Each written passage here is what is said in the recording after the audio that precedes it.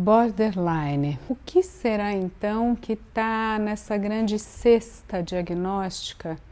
Transtorno de personalidade borderline.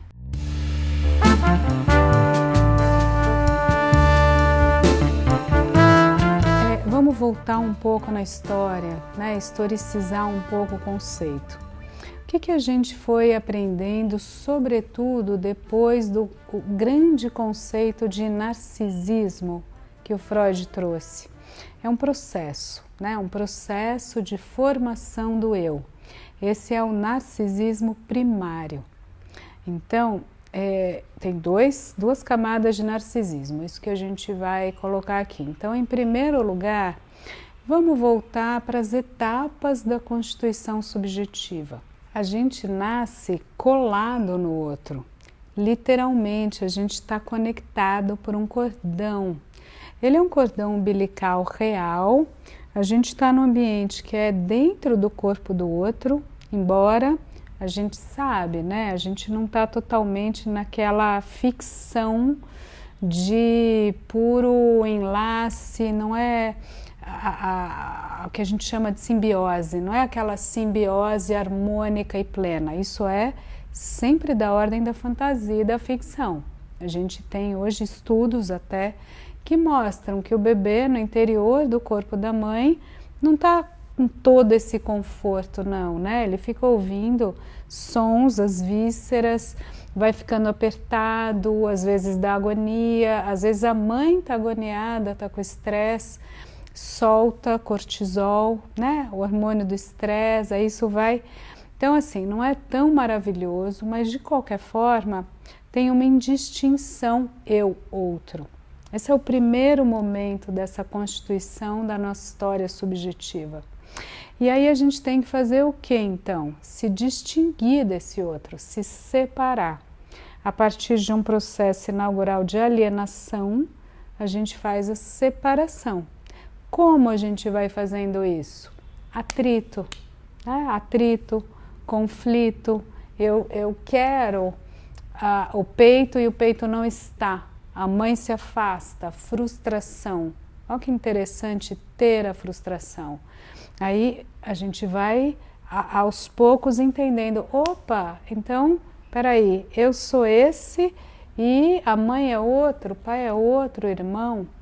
E nesse processo é muito importante aquilo que o Lacan chamou de estágio do espelho. A gente vê, né, o olhar é muito importante para a gente ver fora uma imagem especular do eu. Ela é só uma imagem e no espelho? Não, ela é uma imagem, mas ela é também uma narrativa, é um discurso, é a voz, é como a mãe se refere a gente, o pai, a avó, o tio, o professor, o irmão. A gente tem toda uma rede que vai nomeando. Ah, que gracinha, ó o meu bebê, a minha filhinha, o meu filhote.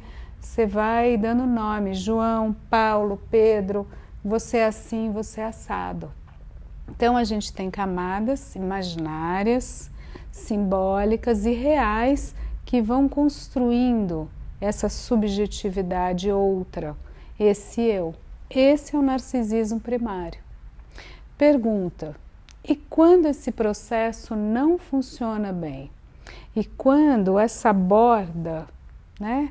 Eu, outro, esse contorno, esse desenho, ele está fissurado, ele está traumatizado ou machucado, ou ele estava se fazendo e aí por conta de algum evento, uma perda, a guerra, a morte, um homicídio, a violência, a gente teve uma regressão, né? A gente já estava caminhando para a relação com a alteridade, com o outro, que a gente chama de relação de objeto.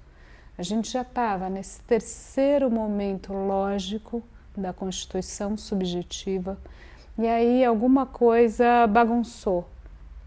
Aí a gente tem uma regressão, a gente volta e está machucado, não está aí que a gente pode estar numa estruturação borderline, aí que a gente foi e não foi, a gente está na borda do processo. A gente não fechou esse caminho, a gente não construiu esse eixo. Por isso que a lógica borderline, ela pode, por hora estar dentro, por hora estar fora da realidade do eu constituído, de uma relação de humor apaziguado com o outro, de afeto.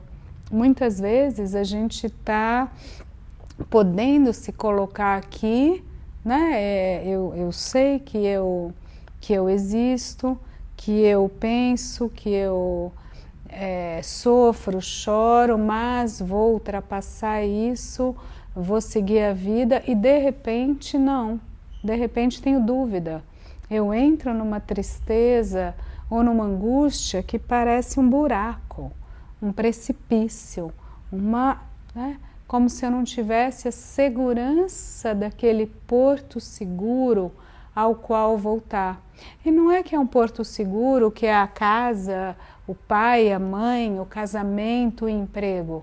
É um porto seguro que tem a ver com o meu próprio ser, com o desenho de mim mesmo, com esse eu que estaria construído e estaria bem ancorado, na medida em que um eu é sempre bem ancorado. A gente sabe que, né, mesmo tendo havido esse narcisismo primário bem colocado, o estádio do espelho, esse desenho, a gente sabe que o eu é sempre uma função psíquica que ela é pulsante, ela pulsa, né? Ela entra e sai, ela forma e às vezes fica enevoada. Se ela fica muitas vezes enevoada, se ela se desgarra demais, aí o que a gente tem? A borda, né? A borda, ela transborda. E aí o afeto que vem, ele desestabiliza, justamente porque essa ancoragem não está sólida, né? Não está feita. Quem é você, qual o seu nome, qual o seu lugar, qual o seu jeito, né? Qual o seu estilo. E aí a gente tem, lembra, essa relação de objeto, esse terceiro estágio, a gente também tem a sexuação.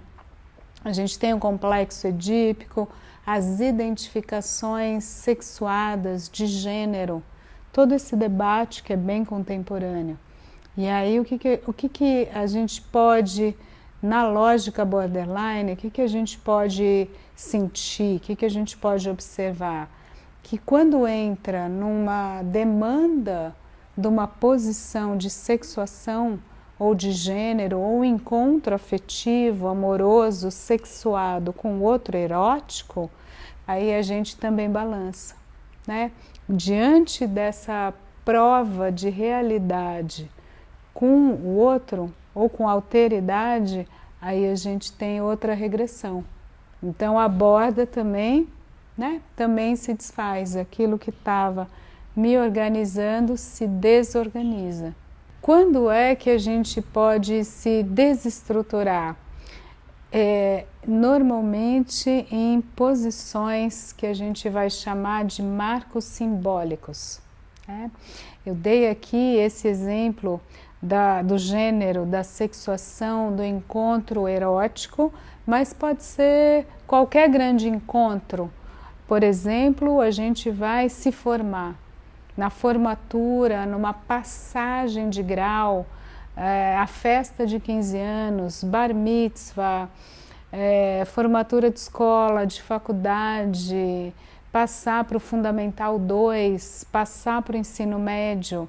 O que acontece? Eu sou outro simbolicamente, eu sou convidado a ser outra pessoa e aí eu não tenho recursos.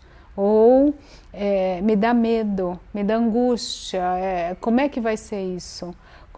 Ou casamento, ou via ser pai ou mãe. Então a gente não fala depressão pós-parto, ou numa tônica mais leve, baby blue, pode ser um flerte com funcionamento borderline, ou pode ser também aí, né, se for psicose puerperal, aí realmente a gente perdeu essa borda, essa estrutura aí, né? Foi mais profunda essa fissura. Então aí que a gente tem que voltar e falar, peraí, vamos fazer, né? Qual é a costura? O que a gente tem aqui que alinhavar? É sempre essa aventura da vida, né? Se soltar e se realinhavar. Às vezes dá mais trabalho, às vezes a gente tem mais recursos. Vamos buscar.